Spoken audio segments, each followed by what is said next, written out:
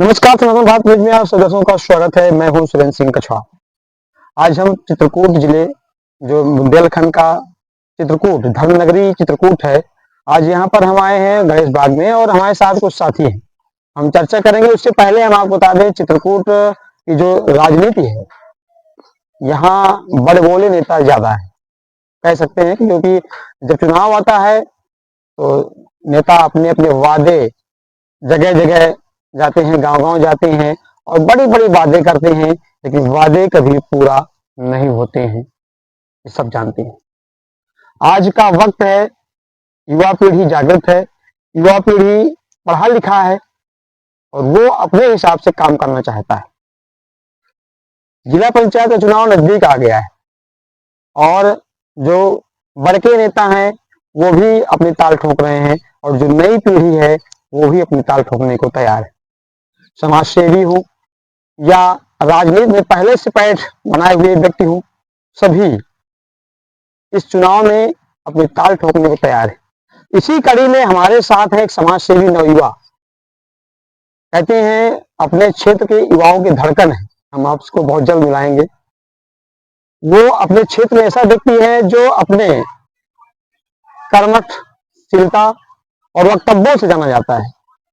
वो ऐसा व्यक्ति है जो समाज की सेवा के लिए अपना सब कुछ न्यौछावर करना भी जानता है, लेकिन नेताओं में गिनती कम, समाज सेवा में ज्यादा है। लेकिन उन्होंने जनता की सेवा करने के लिए एक प्रण बना लिया है और राजनीति में उतर चुके हैं। नाम है सुरेंद्र सिंह खंगार। हमारे साथ हैं सुरेंद्र सिंह खंगार जी।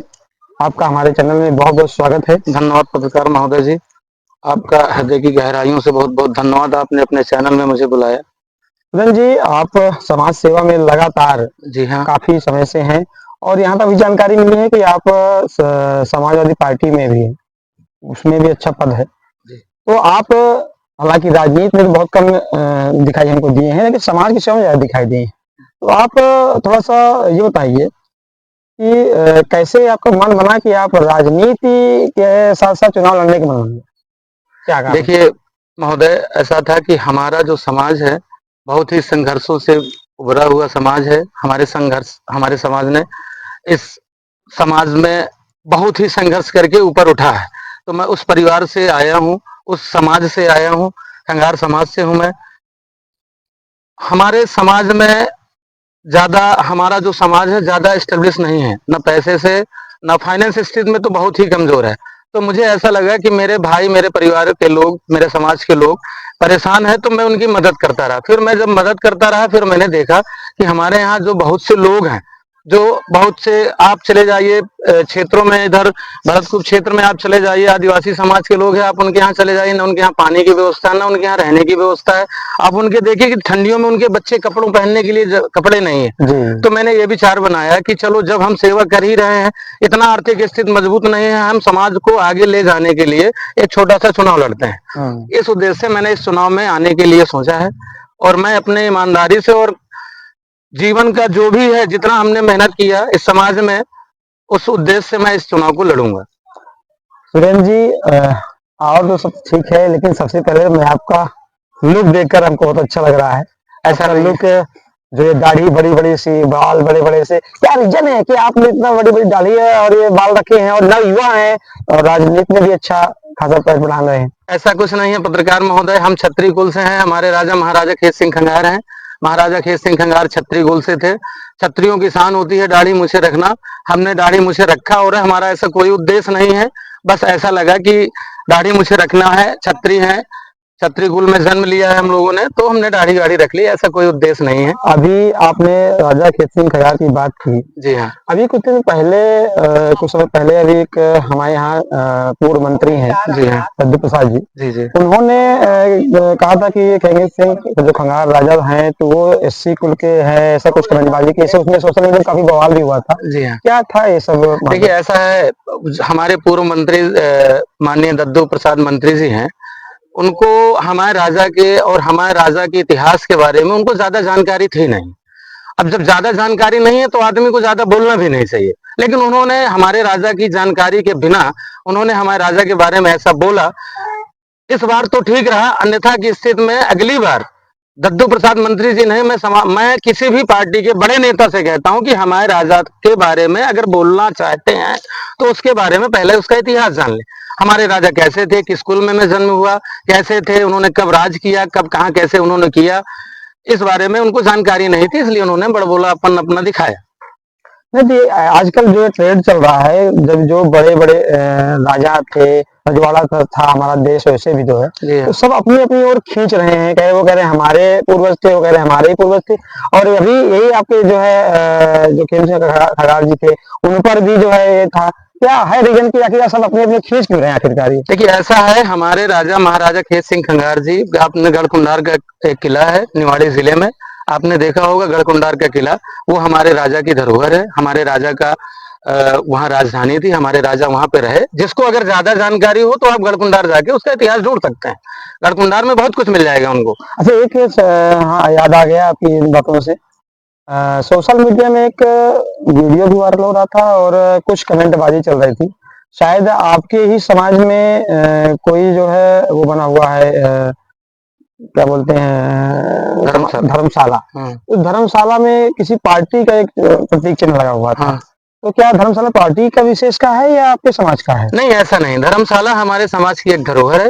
भारत देश में हमारे समाज का जितना भी खंगार भाई है उसकी एक धरोहर है धर्मशाला। धर्मशाला कोई राजनीतिक अड्डा नहीं है। उसको हमने अध्यक्ष जी से बात की, फोन पे वार्ता भी अध्यक्ष जी से हुई, जो धर्मशाला के अध्यक्ष जी हैं। उन्होंने कहा कि 1-2 दिन में उसको मिटवा देंगे। इस उद्देश्य से अभी हमने अध्यक्ष जी से बात जो की, उन्होंने कहा कि राजनीतिक धर्मशाला, हमने उनसे कहा भी, उन्होंने कहा कि ऐसी बात है कि हमारा भाई है, तो हमने उनसे ये भी कहा कि हमारा भाई है, वो धर्मशाला हमारे समाज के हर व्यक्ति का है, वो एक किसी राजनीतिक पार्टी का अड्डा नहीं। सुरेंद्र जी, आप समाज सेवा के साथ साथ काफी राजनीति में एक्टिव भी हैं, लेकिन आपसे एक क्वेश्चन ये है कि आपके समाज से आज तक कोई चुनाव नहीं लड़ा, जहां जी तक हाँ। मुझे जानकारी है। जी हाँ। आपके समाज से कोई जी। राजनीति में आगे नहीं हुआ, जी हाँ। और ये आप पहले ऐसे व्यक्ति हैं जो अपने समाज को लेकर के राजनीति में उतर आए हैं समाज सेवा के साथ साथ। तो आपको किसने प्रेरणा दी कि आप राजनीति में आइए? देखिए मेरे समाज का हर एक लड़का, मेरे समाज का हर एक नवयुवक, मेरे समाज का हर एक बुजुर्ग, मेरे समाज के हर एक माता बहनें, सबने सपोर्ट किया और सबने मुझसे कहा कि आप चुनाव लड़िए। मेरे समाज ने मुझको हर तरह से सपोर्ट देने के लिए कहा। उन्होंने कहा कि भैया हमारे समाज में अभी आज तक कोई चुनाव नहीं लड़ा, आप आगे लड़िए, हम आपके साथ में हैं। और मैं खाली एक अपने ही समाज का उम्मीद कि मेरा समाज समाज मेरे साथ खड़ा है, इस उम्मीद के साथ मैं चुनाव लड़ूंगा। सुरेंद्र जी, आप किस वार्ड से चुनाव लड़ना चाहते हैं? क्या आपके किस वार्ड में ज्यादा आपको अनुभव है कि हाँ मेरा समाज है और सार्वजनिक समाज मेरा साथ देगा? देखिए मैं चित्रकूट जिले के इस अकबरपुर वार्ड में, अकबरपुर वार्ड है चित्रकूट जिले में, वार्ड नंबर 12, मैं वहां से चुनाव लड़ूंगा इस बार। और वहाँ की भौगोलिक स्थिति क्या है? भौगोलिक स्थिति वहां पे ज्यादातर पहाड़ी क्षेत्र है, वो उस क्षेत्र के आसपास पहाड़ हैं। भगवान श्री रामचंद्र जी के भाई भरत जी ने वहां पे भरत मिलाप, एक भरत जी का कुआं है, कूप है वहां पे, एक भरत जी का मंदिर है। और जिस हिसाब से भरत जी के मंदिर का विकास होना चाहिए, शायद अभी तक किसी सरकार ने उस मंदिर का विकास नहीं करवाया। अगर भोले बाबा और भरत जी ने चाहा, उस लायक बना, तो मैं जरूर उस भरत जी मंदिर का विकास जरूर करूंगा।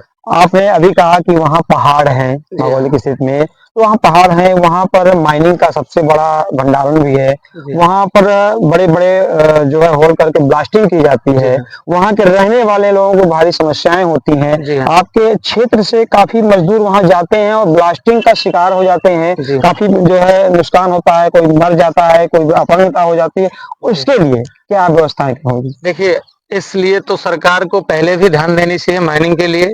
देखिए सरकार को, जैसे पहाड़ थे तो पहाड़ के आसपास जो आसपासी क्षेत्र के जो लोगों के घर वर है उनको खाली कराना चाहिए, अन्यथा की स्थिति में सरकार को वहां पे माइनिंग का काम नहीं करना चाहिए, ब्लास्टिंग का काम सरकार को वहां पे नहीं करना चाहिए।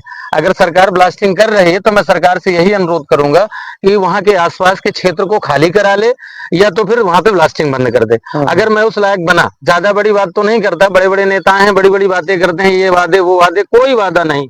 मैं जिस लायक हूंगा उस वार्ड के हर आदमी की, हर बुजुर्ग की, हर आदमी की मदद करना चाहता हूँ बस। तो उससे अकबरपुर वार्ड में काफी लोग मजदूर भी हैं। अच्छा, उससे सबसे बड़ी समस्या बता दें आपको, आप जहाँ गांव गांव जाएंगे, हर व्यक्ति से अपना वोट मांगेंगे, जी हाँ। कि हमें चुनाव लड़ना है, हमें सपोर्ट करिए। जी, जी। आखिर वहाँ की जनता आपको सपोर्ट क्यों करेगी? क्या रीज़न है? देखिए, जनता के सपोर्ट करने का रीज़न ये है कि जनता को एक उम्मीद होती है। हुँ, देखिए, जनता ने जो अभी क्षेत्र के लोगों ने देखा, जो मेहनत करता हूँ, उस मेहनत पे भरोसा है और जनता के लोगों के भरोसे पे भरोसा है। हुँ, अगर उनको भरोसा है कि ये जो पलायन का काम है, देखिए मैं इतना बड़ा नेता तो नहीं बनना चाहता हूँ, ना मैं इतना बड़ा नेता बनूँगा, पलायन का काम तो मैं नहीं रुकवा सकता। हुँ, लेकिन सरकार से अनुरोध ज़रूर करूँगा कि सरकार कुछ न कुछ छोटे-मोटे लघु उद्योग वहाँ पे कुछ न कुछ कारखाने वहाँ पे डलवा दे, कि वहाँ के लोग जो बाहर दूर जाते हैं, ऐसा ना करना पड़े, अपने परिवार के साथ संध्या के शाम अपने घर पे रहें। आपके वहाँ की मूल समस्याएँ जो है, क्या जी हाँ। हैं? आप उस क्षेत्र जो है ज गए होंगे, जाते होंगे, जी हाँ। हमेशा आप रहने वाले अगर हैं, हाँ। तो वहाँ समस्याएँ क्या हैं? देखिए, उस क्षेत्र में सबसे ज़्यादा समस्या वहाँ पे बेरोज़गारी की है। हुँ, वहाँ के लोग शिक्षा की है। शिक्षा हुँ, को लेके आप समझिए कि वहाँ के लोगों को आप देखिए तो पहाड़ी क्षेत्र है, पहाड़ जितना भी लोग हैं, आप उनको आप दिन में उठते हैं, वो सुबह आपको पहाड़ में मिलेंगे बच्चे आपको। हुँ, तो वहाँ के लोगों की शिक्षा की सबसे बड़ी समस्या है और उसकी जब समस्या शिक्षा से रहेगी, शिक्षा के बाद आप बेरोज़गार होंगे। जब आप हुँ। शिक्षित नहीं होंगे तो बेरोज़गार भी होंगे, तो समस्या बेरोज़गारी की है।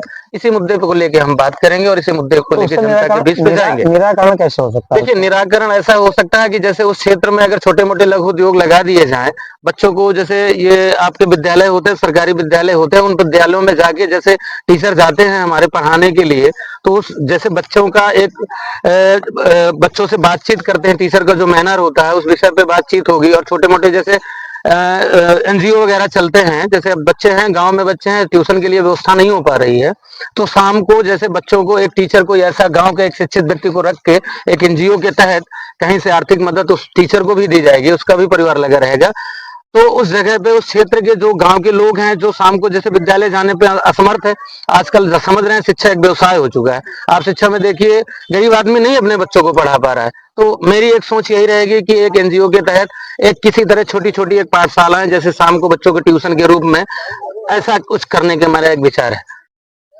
चुनाव नज़दीक आते ही नेताओं के वादे काफ़ी बड़े-बड़े रहते हैं। एक लिस्ट बना ली जाती है और उस लिस्ट को बारी-दफाई जा करके और वादे करते हैं। तो आप जाएँगे जनता के बीच में, जी। आपके क्या वादे होंगे? देखिए, जनता के बीच में मेरे वादे कुछ नहीं होंगे, मैं तो उनका एक सेवक बन के जाऊँगा। अगर उनको लगेगा कि नहीं हमारा भाई हमारी सेवा करने लायक है, जनता मुझे वोट के साथ सपोर्ट और आशीर्वाद देगी। बाकी मैं जनता के पास देखिए वादे जितने भी जिसने भी किए, मुझे नहीं लगता कि किसी नेता ने आज तक वादे पूरे किए हों। मैं जनता से किसी तरह का ना कोई वादा करूँगा, ना मैं वादा करने लायक रहूँगा। लेकिन हाँ, इतना ज़रूर कहता हूँ कि जितना बेस्ट हो सकेगा उतना से अच्छा करूँगा। चुनाव जिला पंचायत, क्षेत्र पंचायत और विधानसभा, लोकसभा जब भी चुनाव आते ही नेता अपने जो है गिरगिट की तरह रंग बदलते हैं। कहते हैं हम ये करेंगे, वो करेंगे, सब कुछ है। लेकिन एक स्पष्टवादी नेता हमारे बगल में है, इन्होंने कहा कि हम वादे कुछ नहीं करेंगे, क्योंकि वादे वादे तक ही सीमित है। सुरेश जी आप राजनीति में आ गए और राजनीति में बहुत बड़ा ये वो लोग कहते हैं दलदल है, इसमें जो घुस गया जल्दी निकल नहीं पाता है। तो आपकी दलदल में घुसने का प्रयास तो आपने कर लिया, लेकिन इस दलदल में आने के लिए किसने प्रेरणा दी है आखिरकार कि आप आइए जरूर इसमें? देखिए या ऐसा कुछ नहीं, राजनीति दलदल पहले थी। हम्म, राजनीति में दलदल पहले इसलिए थी कि पहले के नेता जो बनते थे वो शिक्षित और शिक्षित नहीं रहते थे। उनको तो ये होता था कि कक्षा 8 पास है, प्रधानी लड़ा दिए, प्रधान बन गए, जिला पंचायत बन गए, विधायक बन गए।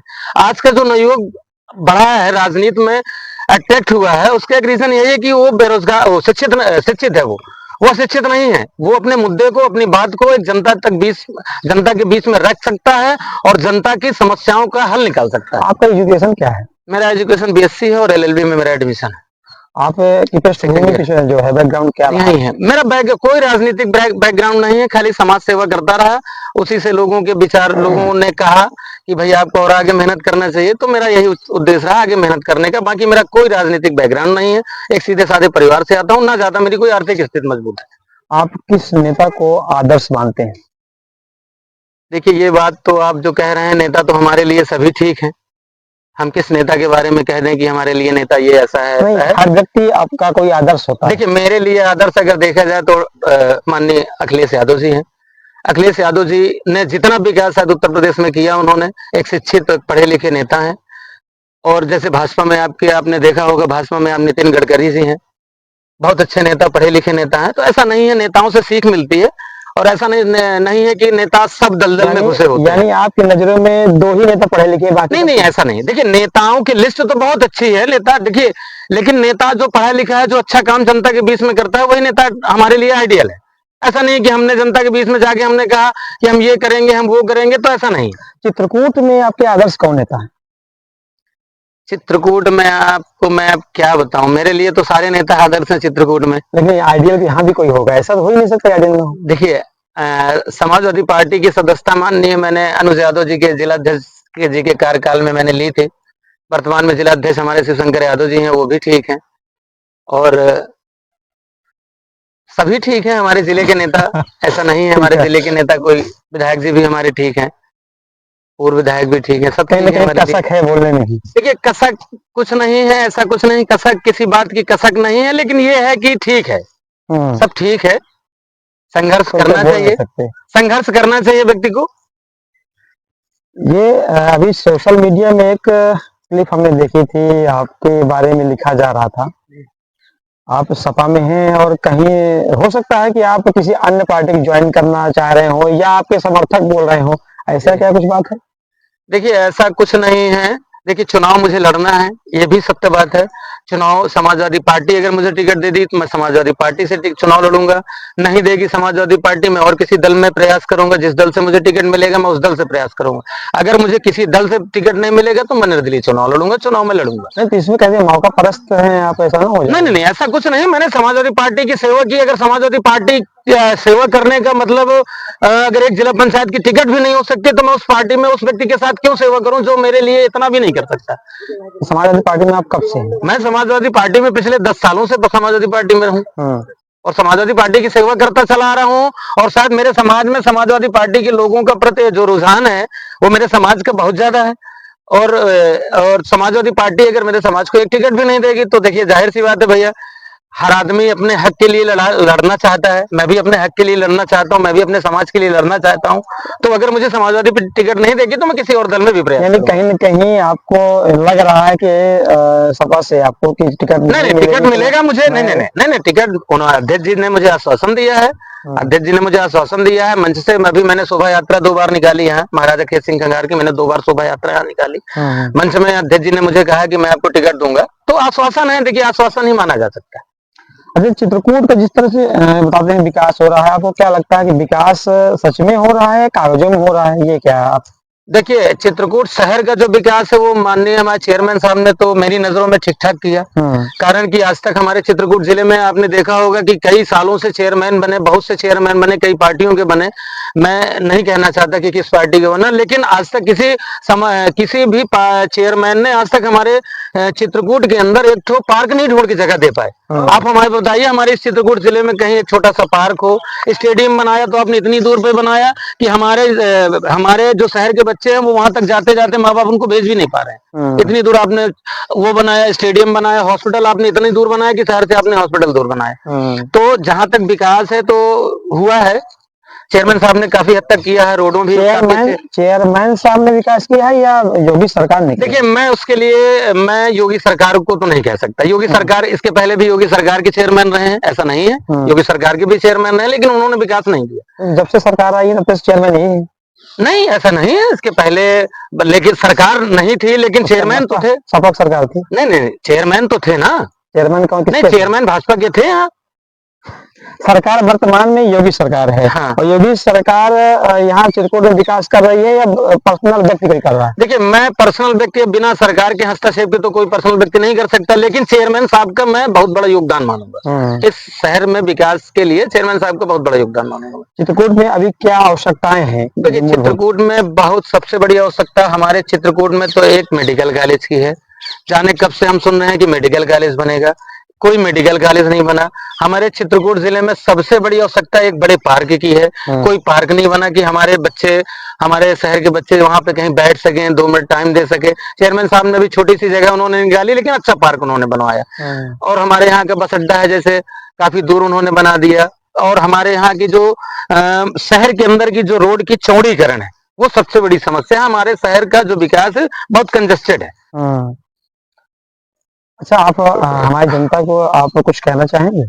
देखिए, जनता हमारे लिए पूजनीय है और जनता से हम इतना ही निवेदन चाहेंगे कि जनता आने वाले समय में जिसको भी वोट दे, एक पढ़े लिखे और एक व्यक्तिगत अच्छे व्यक्ति को, जो व्यक्ति हमारे हक की लड़ाई लड़ सके, उस व्यक्ति को वोट दे। ये थे हमारे साथ युवा नेता समाजसेवी सुरेंद्र पंगार जी, जो आने वाले चुनाव जिला पंचायत अकबरपुर जिला पंचायत क्षेत्र से चुनाव सदस्य लड़ना चाह रहे हैं। हालांकि इनकी जो जिन्होंने बताया समस्याएं, जो चित्रकूट की स्वयं मूलभूत समस्याएं हैं, भरतकूप क्षेत्र की जो मूलभूत समस्याएं हैं, जैसे भरतकूप में ब्लास्टिंग है और वहां पर जो समस्याएं हैं उन्होंने बताया। तो वास्तविक अगर देखा जाए, चित्रकूट में शिक्षित युवाओं और शिक्षित नेताओं की जरूरत है। आज चित्रकूट में देखते होंगे कि बहुत सारे पुराने नेता हैं, आएंगे जाएंगे, हम ये कर देंगे, हम वो कर देंगे, लेकिन सच्चाई कुछ भी नहीं होता है, कागजी खेल ज्यादा होता है। अभी देखे होंगे साथ में तमाम चीजें अभी तेजस लेकर के उजागर भी हुई हैं, लेकिन फिर भी अभी आज तक किसी ने इसकी डिमांड नहीं किया है कि सीबीआई जांच हो और उसमें कुछ हो। हालांकि हम एक क्वेश्चन और इनसे थोड़ा सा पूछना चाहेंगे, क्योंकि ये भी समाज की सेवा में है और साथ साथ स्वास्थ्य विभाग से भी जुड़े हैं, तो उनसे जानकारी पास लेना चाहेंगे। नेता जी, ये बताएं, जैसे अभी एक घटना हुई, ट्रेजडी का घटना हो गया, बड़ा घटना हुई, करोड़ों घोटाला हुआ, उसमें अभी तक किसी नेता ने आवाज नहीं उठाई कि सीबीआई जांच हो। हालांकि जो है सपा नेता, सपा के जो सांसद जी हैं, उन्होंने लेटर लिखा, सीबीआई जांच की मांग की। भैरव प्रसाद मिश्रा जी हैं, उन्होंने मांगा। तो आखिरकार पहल क्यों नहीं हो रही? देखिए, मेरी ये समझ में नहीं आ रहा है कि इतना बड़ा घोटाला होने के बाद सरकार, प्रशासनिक जितने भी अधिकारी हैं, उसमें किसी तरह का एक्शन नहीं ले रहे हैं। घोटाला छोटा मोटा नहीं है भैया, वो आप उसमें 100-150 का घोटाला बता, 100-150 करोड़ का घोटाला बता रहे हैं, वो 100-150 करोड़ का घोटाला नहीं है, वो इससे बड़ा घोटाला निकलेगा। लेकिन उसमें न प्रशासन कुछ एक्शन दिखा रहा है, न सरकार की मंशा का कुछ एक्शन दिख रहा है। और उसमें एक व्यक्ति जो उसमें कर्मचारी था, उस घोटाले में फंसा है, एक व्यक्ति उसमें मर भी गया, उस व्यक्ति की जान भी चली गई। तो इस घोटाले के बारे में भैया सब प्रशासन का कुछ एक्शन समझ में आ नहीं रहा है। प्रशासन क्या मंशा है सब प्रशासन की, और आगे प्रशासन क्या करना चाहता है? क्या लगता है कि जो मुख्य आरोपी हैं, जी हाँ, उनको वो उसमें अभी आए हैं कि नहीं आए हैं, या क्या लगता है? देखिए ऐसा है, मुख्य आरोपी अभी तो जहां तक पकड़ गए हैं, और जब नहीं पकड़ गए तो एक बात ये ध्रुव सत्य है भैया कि अगर हम आप गलत करेंगे तो गलत हमारे साथ होगा। अगर हमने किसी के साथ बुरा किया है, आज नहीं कल, झूठ छुप नहीं सकता, झूठा आदमी छिप नहीं सकता। आप इस बात को मानिए कि अगर उन्होंने घोटाले में जो जो दोषी है, कोई व्यक्ति बचेगा नहीं। अगर यहाँ से बच जाएगा तो ऊपर वाली की मार से वो बचने वाला है नहीं, फंसेगा जरूर।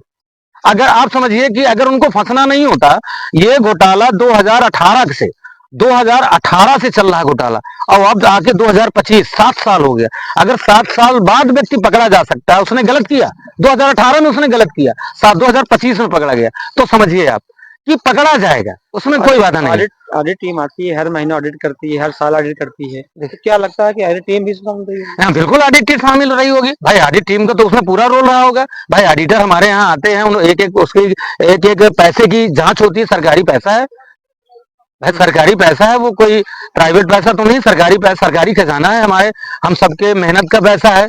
इस भारत की जनता का एक एक रुपया जोड़ा हुआ है, उसमें आप घोटाला करोगे, अपना अपना आप निजी स्वार्थ देखोगे तो फंसोगे तो है। तो क्या लगता है कि सीआईडी नहीं, सीबीआई जांच होनी चाहिए, और मैं सरकार से ये मांग करता हूं कि सीबीआई जांच होनी चाहिए, और जो भी दोषी है उसको पकड़ा जाना चाहिए। और जो सरकार का पैसा है, ऐसे ही लोगों के घोटाले के कारण आदमी खाद के लिए मर रहा है भैया, आदमी खाद के लिए मर रहा है, आदमी किसान आदमी खेतों में मर रहा है, बारिश हो गई उसका कोई निराकरण, भाई यही घोटाले हो रहे हैं।